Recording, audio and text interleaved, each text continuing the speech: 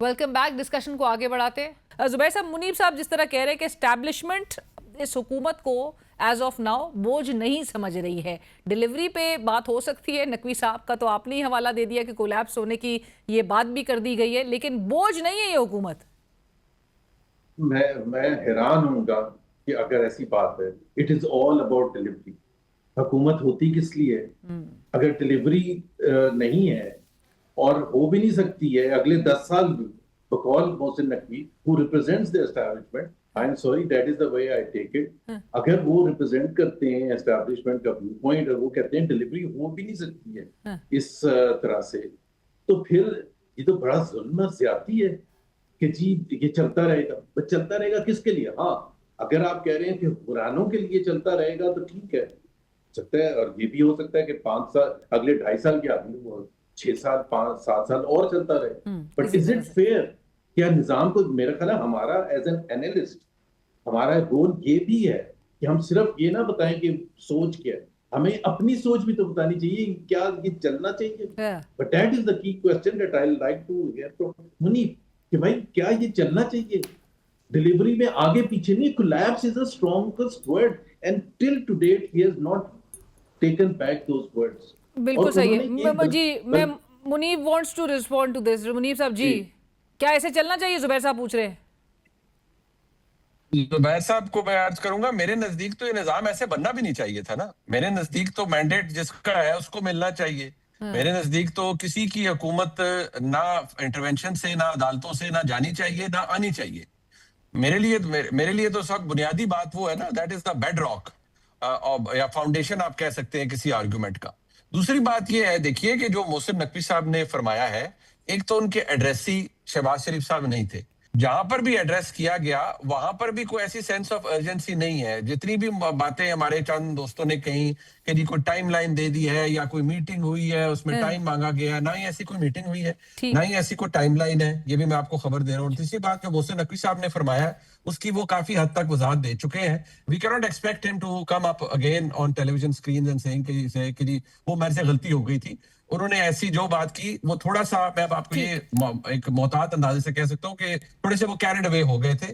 निजाम यही है जिन्होंने बनाया है उनके लिए, और उनके नजदीक ये निजाम ऐसे ही चल रहा है। हाँ, मेरे नजदीक तो ये निजाम ऐसा बनना ही नहीं चाहिए था, ना आज बनना चाहिए था, ना 2018 मैं में बनना चाहिए। राइट मैं अतर काजमी साहब और फिर मैं जुबैर साहब की तरफ आ रही हूँ। अतर काजमी साहब, एहसन इकबाल साहब जो कह रहे हैं कि मुज़ाकरात के लिए हम तैयार हैं, हर चीज़ को बातचीत के जरिए तय किया जा सकता है, यही सियासतदान की कामयाबी है। तो ये कामयाबी का पैमाना जो है वो हुकूमत पे क्यों नहीं अप्लाई हो रहा है? ये कामयाबी तो हुकूमत भी हासिल कर सकती है, हाँ, अगर तो वो बातचीत के ऊपर जो है वो इन्हिसार करे। और तलाल चौधरी साहब भी आपने देखा होगा लास्ट 48 आवर्स में जो हुकूमती हमें बयानिया लॉन्च होते हुए नजर आया, जिसमें हमें फिर साथ साथ एक वो मॉल रोड का वाक़े के तनाजुर में ही तलाल चौधरी साहब ने गुज़िश्ता रोज़ भी जिस तरह कहा कि 27 सितंबर को भी यही कुछ पाकिस्तान तहरीक इंसाफ करेगी। तो आपको नजर आ रहा है कि कोई वो एक इसमें जहां पे तलाल साहब भी खुद ही कल प्रेस कॉन्फ्रेंस में कह रहे थे कि ये हुकूमत करे, ये सियासत करे, ये एहतजाज करें, तो क्या पीटीआई को ये सब ऑप्शंस अवेलेबल है?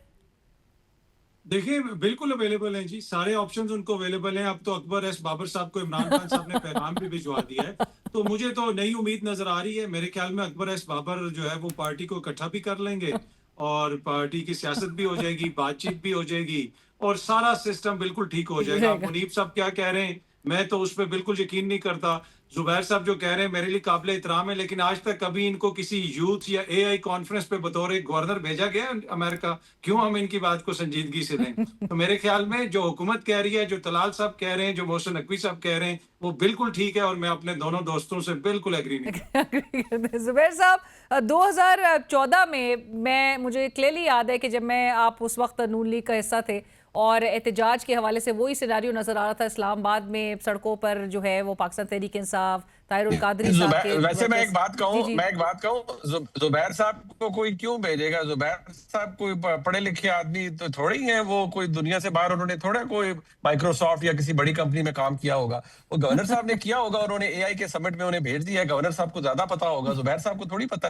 जुबैर साहब, जरा रिस्पॉन्ड करें आप इस पे। लेकिन मेरा सवाल जो आपसे है वो 2014 का मैं हवाला दे रही थी कि 2014 में आई स्टिल रिमेंबर कि आपसे जब हम सवाल करते थे, आप उस वक्त नून लीग का हिस्सा थे और यही इस्लामाबाद में सड़कों पर एहतजाज, हमें धरना, एक तवील धरना नजर आता था, तो आपने उस वक्त, मुझे याद है कि आप कहते थे कि इन्वेस्टर कॉन्फिडेंस जो है वो मुतासिर हो रहा है। सो अब आपको लगता है जुबैर साहब कि अल्टीमेटली अगर इवेंचुअली हमें चीजें एहतजाज की तरफ जाते हुए नजर आए तो will that be the right approach?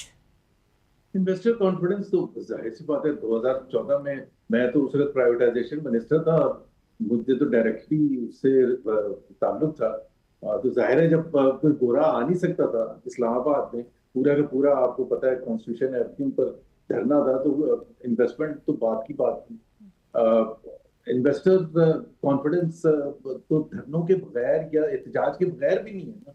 अभी देखे ना, मसला ये हुआ है इस दफा बिल्कुल डिफरेंट है कि इस दफा आपने जुडिशरी को भी बंद कर दिया। बिल्कुल बिल्कुल वो वाली जुडिशरी जो हमने 2008 के बाद देखी थी, 2022, 23, 24 तक, वो बिल्कुल भी नहीं है। हुकूमत की पकड़ दकड़ नहीं है, हर हुकूमत का फैसला वो जैसे हुकूमत चाहती है वैसे फैसला होता है। ना कोई स्ट्रीट मूवमेंट है, ना कोई एहतजाज हो रहा है, कुछ भी नहीं हो रहा ना। मीडिया का भी तकरीबन कलर दबा दिया गया है, ऑपोजिशन को बिल्कुल खुट्टे लाइन लगा दिया गया है। उस सब के बावजूद भी बिल्कुल साइलेंस है ना। आज से कोई 3000 साल बीसी में किसी ने कहा था कि silence does not means all is well, और वो खतरनाक चीज होती है।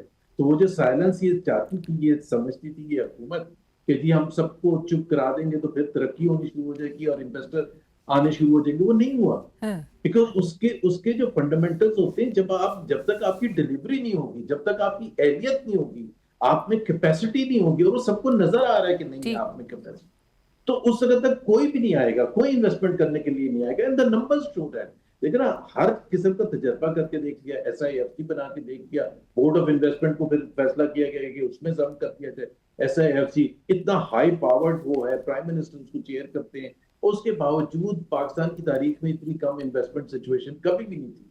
So there's a fundamentally there's a problem. Forget about People's Party, forget about PTI, और एक मैं सिर्फ PTI के हवाले से बात करूंगा।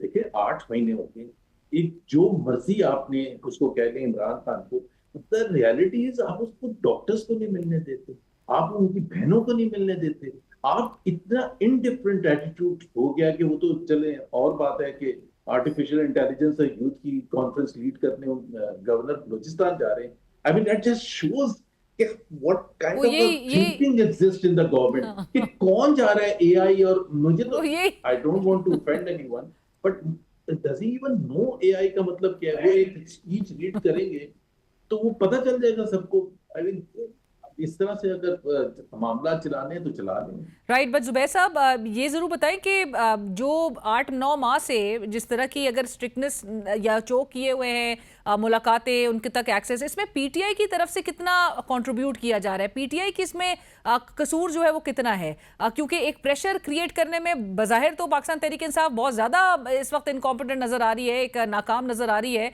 ना वो सड़कों को उस तरह से दोबारा से एक वो उस पूरे फेज से रील कर सके आफ्टर 26 नवंबर 2024, और फिर अभी कॉल देखने के बावजूद भी आपको उनकी इनफाइटिंग का भी हाल सामने नजर आ रहा है। फिर ये भी कहा जा रहा है तहरीक तहफ़्फ़ुज़ पाकिस्तान को भी तहफ़्फ़ुज़ात हैं इसी 27 सितंबर की कॉल के हवाले से।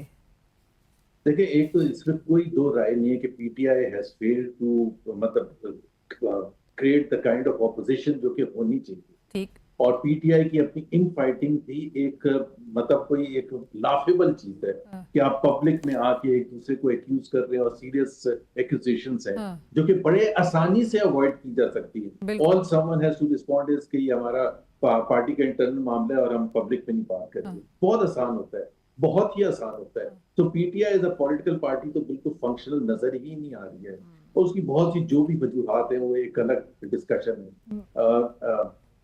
तहरीक तहफ़्फ़ुज़ आईन पाकिस्तान को बिल्कुल एक तहफ़्फ़ुज़ात उस हवाले से हैं कि जी 27 सितंबर को जो आपने ऐलान किया है, तो उसको जाहिर सी बात है आप ये भी एक्सपेक्ट करते हैं महमूद अजीज से जो लीडर ऑफ द ऑपोजिशन है, या अलामा साहब सेनेट में लीडर ऑफ द ऑपोजिशन है, वो बड़े भरपूर अंदाज में शरीक हों, और उनको होना भी चाहिए। इमरान खान ने उनको अपॉइंट किया है, और जब तक एक आपस में कोऑर्डिनेशन नहीं होगी तो आई डोंट थिंक सो उसके नताइज को इतने अच्छे होंगे। तो आई थिंक पीटीआई को थोड़ा बहुत तो अपने आप को इम्प्रूव करने की, बहुत ज्यादा इम्प्रूव करने की, बहुत ज्यादा लेकिन ये improve- आपका कहना कि जी उनका कितना कसूर है कि मुलाकातें नहीं है, उनका क्या कसूर है? हाँ। भाई उनको मार मार के आपने वो जख्मी नहीं, कर वो बात दिया। ठीक है, अब उनकी लेकिन- बहनों को मिलने से उनका क्या कसूर है? राइट, बट कि उनकी उनकी वो उस मुलाकात के लिए उन्होंने भी प्रेशर एक क्रिएट करना है, उन्होंने भी एवेन्यूज को टैप करना है। प्रेशर असद भी काज़मी क्रिएट साहब, कर सकते हैं ना, लेकिन ठीक। गवर्नमेंट का भी तो फर्ज बनता है ना कि जी एक फंडामेंटल रिक्वायरमेंट है।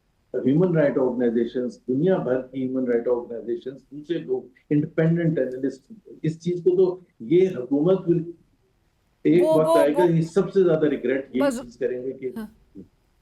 जुबैर साहब, क्योंकि हुकूमत का मौकिफ ये है कि इमरान खान साहब सजा याफ्ता हैं, वो सियासी गुफ्तगू करते हैं, सियासी गुफ्तगू बाहर आती है, फैमिली हॉल दो की गारंटी दे रही है सुहेल आफरीदी के बाद, फैमिली ने भी एंडोर्स किया। और यहाँ एक और ब्रेक शामिल करते हैं, कहीं मत जाइएगा, डिस्कशन को आगे बढ़ाएंगे एक ब्रेक के बाद।